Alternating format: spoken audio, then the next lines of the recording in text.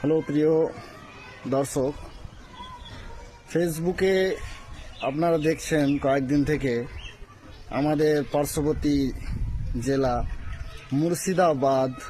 মুর্শিদাবাদের বেলডাঙ্গায় হিন্দু মুসলিম নিয়ে একটা প্রচণ্ড বিক্ষোভ আন্দোলন এবং বিবাদ সৃষ্টি হয়েছে। সেখানে হিন্দু এক প্যান্ডেলে মন্দিরের সামনে আমাদের বিয়ে বাড়িতে যেসব লাইটিং নাম সেট করে লাইটিং করা হয়, নাম উঠে সেই মতো সেখানে আমাদের আল্লাহ এর নাম ধরে একটা ইংরেজিতে গালি লেখা হয়েছে, আর সেখানে সেই লাইটটা লাগানো ছিল অনেকক্ষণ ধরে। এলাকার বাসী সেখানে মুসলিম ভাইদের নজরে আসে, আর এটা নিয়ে সেখানে হিন্দু মুসলিমদের মধ্যে দ্বন্দ্ব দেখা যায়। তবে মুসলিম ভাইরা সেখানে গিয়ে নিজের ক্ষোভ প্রকাশ করে, আন্দোলন করার চেষ্টা করে, বন্ধ করার চেষ্টা করে, আর সিচুয়েশন আনকন্ট্রোল হয়ে যায়। সেখানে প্রচণ্ড বিক্ষোভ আন্দোলন এবং দ্বন্দ্ব দেখা যায়। সেখানে প্রশাসন বিভাগ গিয়ে কন্ট্রোল করার চেষ্টা করে। তারা প্রশাসনিক বিভাগ আশ্বাস দেয় সেখানকার লোককে যে উপর মহল থেকে এটা বলে দেওয়া হয়েছে যে এই কাজটা করেছে তাদেরকে বা তাকে অবশ্যই যথাযোগ্য শাস্তি দেওয়া হবে। কিন্তু যে কোনো ধর্মে হোক, মানুষ নিজের পার্সোনালি সবই কিছু মেনে নিতে পারে, কিন্তু ধার্মিক ব্যাপারে কারো যদি কেউ আঘাত করে তাহলে সেটা সহ্য করতে পারে, নিজেকে কন্ট্রোল করতে পারে না, নিয়ন্ত্রণ করতে পারে না। তারই ফলস্বরূপ সেখানে বেলডাঙ্গার ওই জায়গায় এই দ্বন্দ্ব, মুসলিম হিন্দুর মধ্যে দ্বন্দ্ব দেখা দিয়েছিল। তবে কোনো ধর্মই কোনো ধর্মকে গালি দিতে শেখায় না, আর যে গালি দেয় বা খারাপ ভাষা ব্যবহার করে তাদেরকে আমরা এটুকুই বলবো যে তারা হচ্ছে বাজে, খারাপ, থার্ড কোয়ালিটির মানুষ। তাহলে এক ধর্মীয় স্থান থেকে এক ধর্মের যে ঈশ্বর রয়েছে, গড রয়েছে, মুসলিমরা সেটাকে যেটাকে আল্লাহ বলছি, তাতে এক ধর্মীয় স্থান থেকে ধর্মীয় ইবাদতের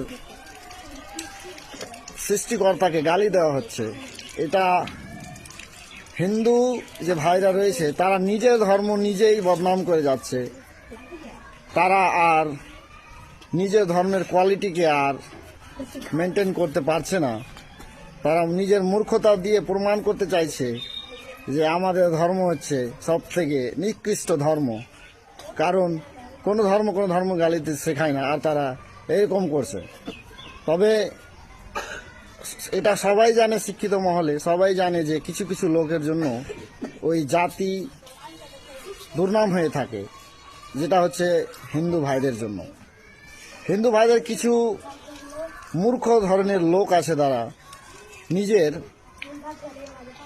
ক্ষোভ প্রকাশ করার জন্য, ধর্মীয় দ্বন্দ্ব সৃষ্টি করার জন্য এরকম কারণ করছে। কত সাহস তাদের যে এক ধর্মীয় জায়গা থেকে অন্য ধর্মকে গালি দিয়ে লেখে আবার লাইটিং করে লাগানো। খুব এ বিষয়ে আমরা নিন্দা করি। এরকম ধার্মিক লোকদের ধর্ম ছেড়ে তাদের নাস্তিক হয়ে যাওয়া উচিত। তাদেরকে বলাই উচিত না যে আমরা এই ধর্মের লোক, কারণ এই মতো ব্যবহার, এই মতো আচরণ করে কেউ যদি বলে যে আমি এই ধর্মের অবলম্বিত, এই ধর্ম অনুসরণ করি, তাহলে সে সব থেকে বড় জঘন্য লোক, যে এই রকমের কথা বলবে আর সেই অন্য ধর্মকে গালি দেবে, অন্য ধর্মের মধ্যে দ্বন্দ্ব সৃষ্টি করার চেষ্টা করবে। তো এই বিষয়ে হিন্দু ভাইরা তাদের করণীয় যে তারা যেন এরকম কাজ থেকে তারা অ্যাভয়েড করে, একের ওপরে ভালোবাসার সহিত বাঁচার চেষ্টা করে। কারণ এটা করে শুধু আমাদের সাধারণ মানুষেরই ক্ষতি হবে, অন্য কারো লাভ হবে না।